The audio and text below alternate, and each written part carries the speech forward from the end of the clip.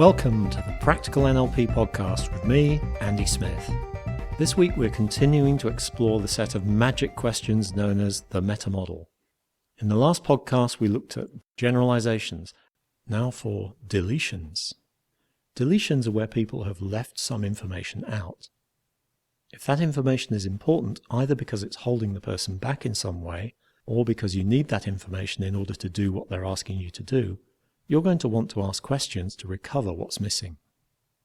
Pattern number 8, nominalizations. We've already talked about nominalizations in previous podcasts. They're processes that we talk about as if they were things, verbs that have been turned into nouns. So communication is a nominalization. It's been made into a noun so we can talk about it as if it's a thing, but actually it's a process.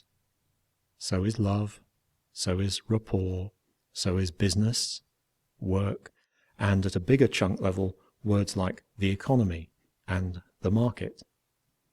They're not static, they're processes. People doing stuff. So when we turn a process into a thing, we're deleting the activity in the process and freezing it into an abstract concept. That obviously loses a lot of information, which can cause problems in various ways. The first way it can cause problems in communication is that your listener may not know what the nominalization means. A lot of nominalizations are long words derived from Latin or Greek, and if a listener hasn't been educated in that area, they might not understand what you mean. The term nominalization is an example. It means the process of turning a verb into a noun, and it's not widely known outside of linguistics and NLP. John Grinder's books, by the way, are full of nominalizations derived from linguistics and logic that you don't see every day, and it's best to keep the dictionary handy when you're reading them. The question, what does that mean, is a useful one in this case. Another problem in communication is that nominalizations can mean different things to different people because of the loss of detail that happens when you freeze the verb into a noun. You may be reasonably clear about how you decide something, but when someone talks about a decision that they made, they're not giving you any information about the process they went through to make that decision. So if it's relevant, you may want to ask a denominalizing question that turns the noun back into a verb and restores the steps of the process, like, how did you decide? Because you lose the details of the process, nominalizations become abstract concepts rather than anything you can form a mental picture of. You can form an internal representation of talking to someone, but communication or even conversation are vaguer. It's less punchy, less vivid. You have to go inside to find an example of that concept, rather than being able to form a sensory image straight away. So if you really want what you say or what you write to sparkle, don't use a lot of nominalizations. You won't hold the attention of your audience as well as if you use juicy, sensual words that can leap out and grab your listener's imagination.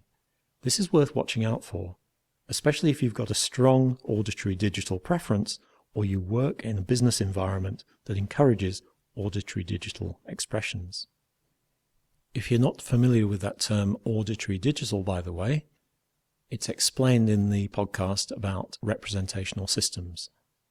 Aside from the obvious disadvantages of potentially not being understood and sending your audience to sleep, nominalizations can set up limiting ways of seeing the world.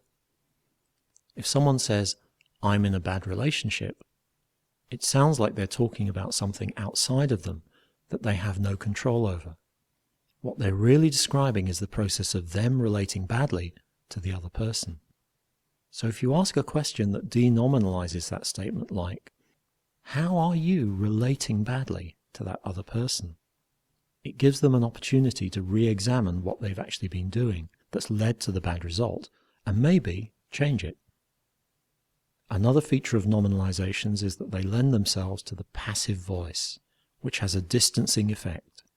If a company's management say, the decision was arrived at to let you go, what they mean is, we decided to let you go.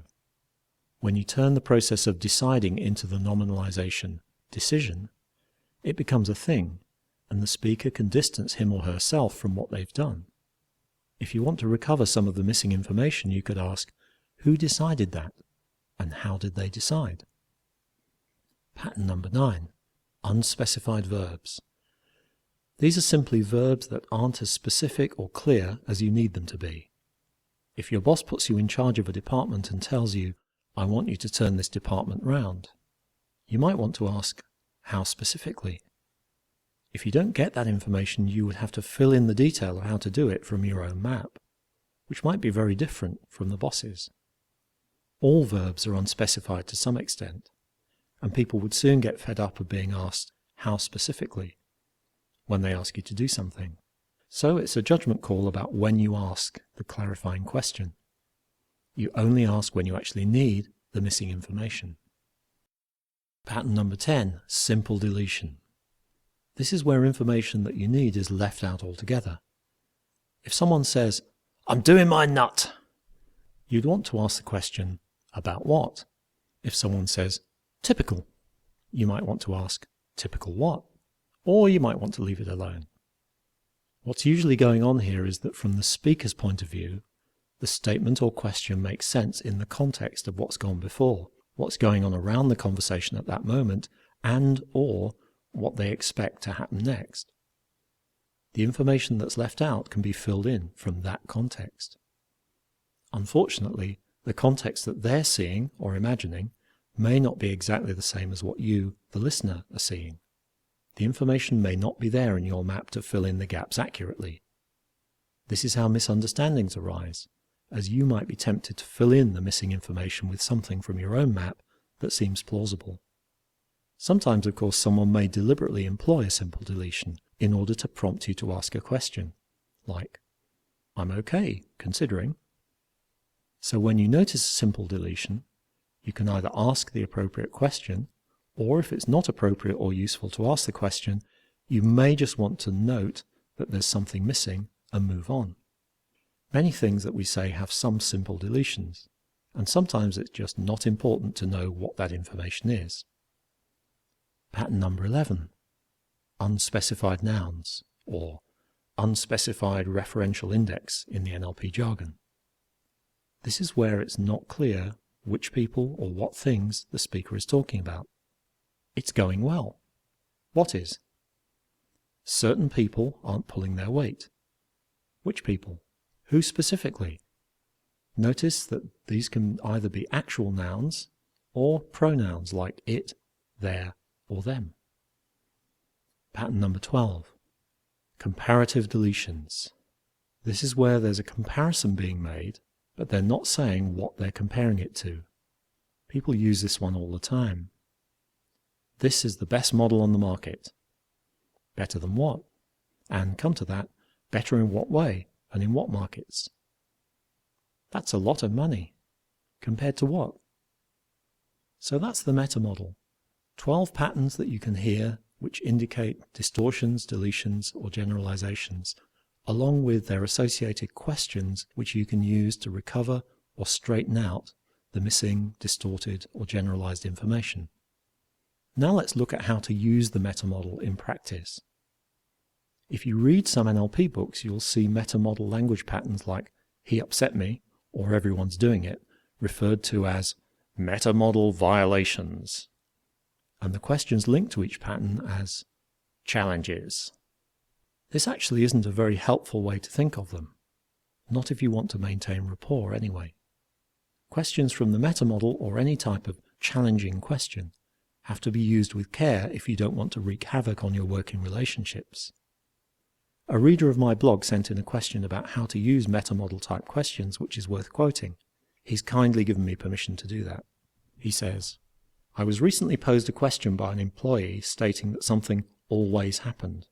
I knew that it didn't happen all the time, and when I replied by returning the question, always? I was told by my peers that I was being aggressive and not adopting a coaching approach.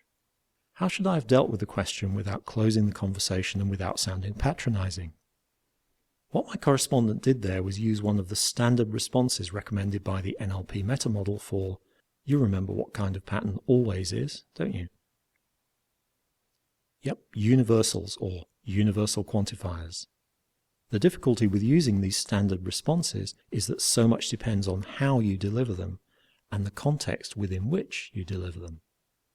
That always is an example of what's referred to in many books on NLP as a meta-model violation. The very term violation suggests something that's wrong, to which a meta-model challenge would be appropriate. Even if you don't intend it, the bold use of a response such as always may be received as aggressive or patronizing, and consequently damage the relationship. There's an early days of NLP story, which may or may not be true, about John Grinder teaching the meta-model to his linguistics class at the University of Santa Cruz, quite soon after he and Richard Bandler had come up with it. The students went out buzzing. They couldn't wait to try out these amazingly precise questions and start uncovering the missing information and thought patterns that underlay the surface structure of what people said.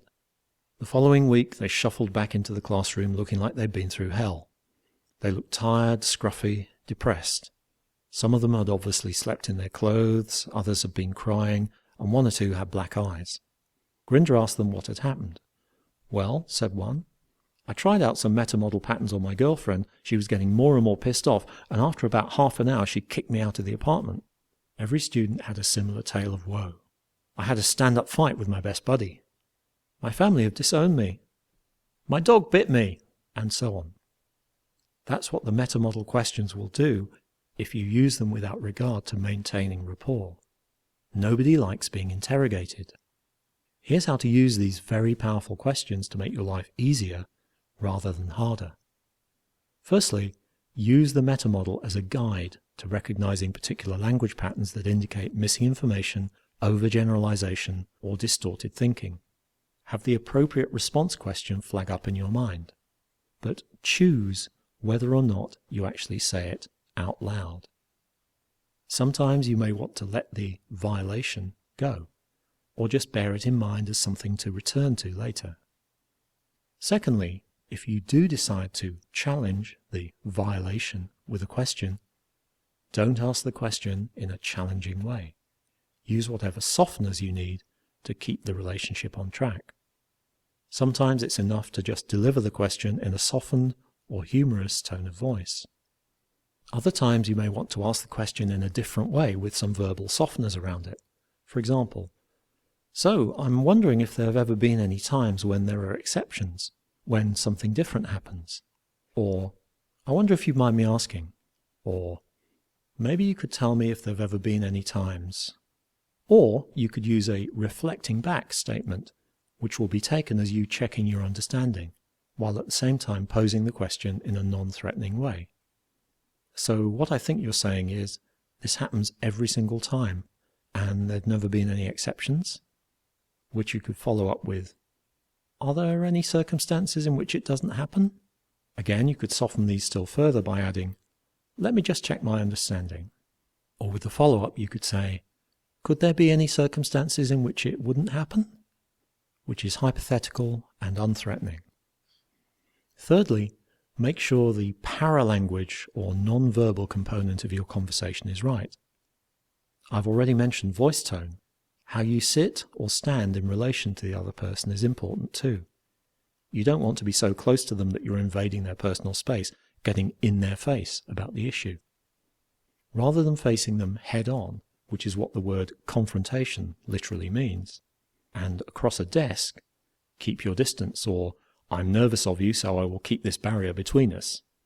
Ideally, you want to be standing beside them at a comfortable distance, so that you're facing the issue together.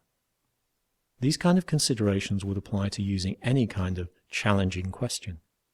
Remember, your long-term relationship with the person is at least as important, if not more so, than retrieving any specific example of missing information or exposing a particular misconception in their thinking.